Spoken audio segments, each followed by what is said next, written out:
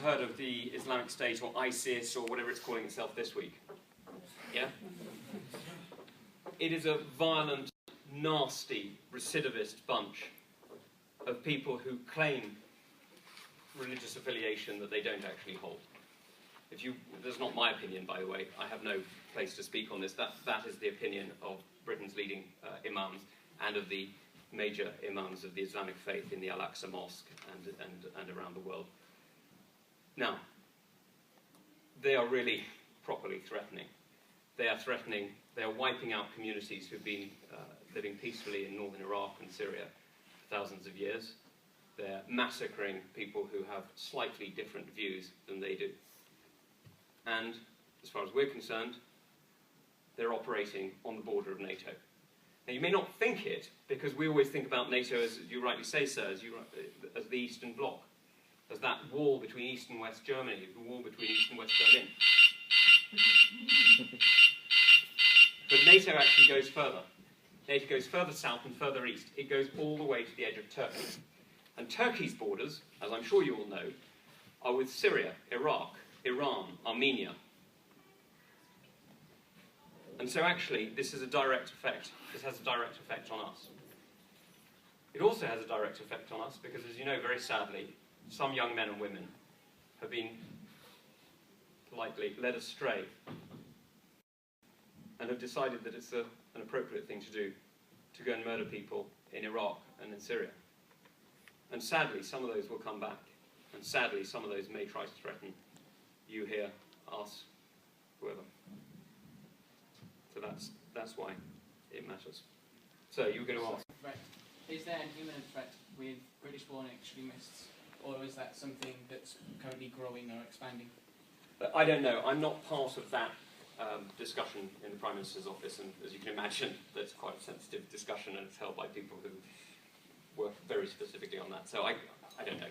What I can say is that the Prime Minister has just raised the threat level in the United Kingdom from what's called severe to substantial for the first time, gosh, in years. That's an extremely awkward thing to do, and he doesn't do it lightly.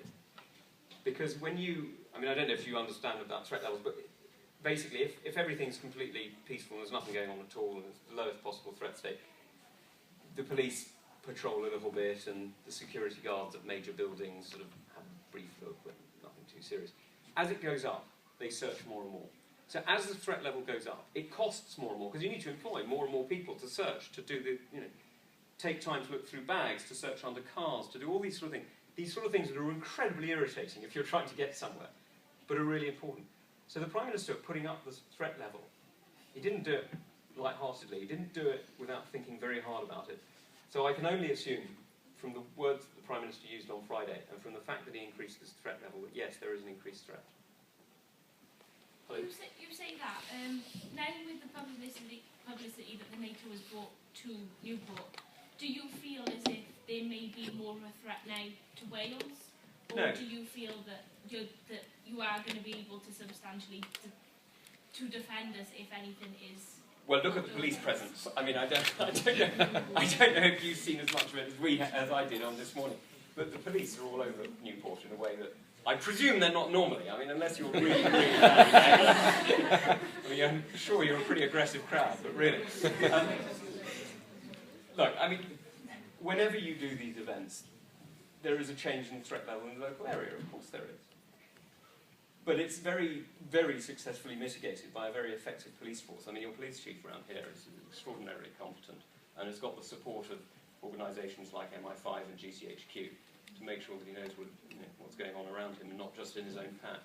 So no, I don't think it's substantially changed the threat to Newport. I think what has substantially changed is the fact that young men and women who've been led astray are bringing back, well, in fact, sometimes they haven't even gone abroad, sometimes they just radicalise themselves over the internet, are bringing back ideas of destruction to homes in the United Kingdom. And that, to be honest, it doesn't matter where you are. You could be in Newport, you could be in Glasgow, you could be in London. Is there anything else? Any other questions? Go on, sir. I just wondered, what is NATO's role in sort of helping Ukraine defend itself against the rebels in the country in the eastern side? Well, at the moment, what NATO has done in the past is NATO has been helping to train the Ukrainian armed forces. And that it did, in fact, this is the great irony of it, it did it with the Russian army. They did it together. They did it together because Ukraine agreed to hand over its nuclear weapons in exchange for a guarantee from Russia and from Russia and NATO that its borders would be guaranteed. It's a very reasonable agreement to make. Russia broke that agreement by seizing Crimea and now occupying various parts of eastern Ukraine. What NATO is doing now is it's doing various things. First of all, it's discussing, discussions are the first stage of anything, you've got to talk about things before you do them, it's discussing how it will act militarily. Already it has sent various battle groups to Poland to make sure that our eastern borders are not going to be threatened by any Russian ideas. It has sent extra aircraft to Lithuania, Estonia and Latvia, to the Baltic states, to do what we call an air policing role, which is to stop Russia thinking that they are easy targets. Does NATO deal with Ukraine? And part of that question will be how do we deal with sanctions and how do we deal with Russia non-militarily? Because as I said at the beginning, the aim of military alliance is not to fight. The aim of a military alliance actually is not to fight. The greatest success of a military alliance is not by winning a war, but by not having a war at all.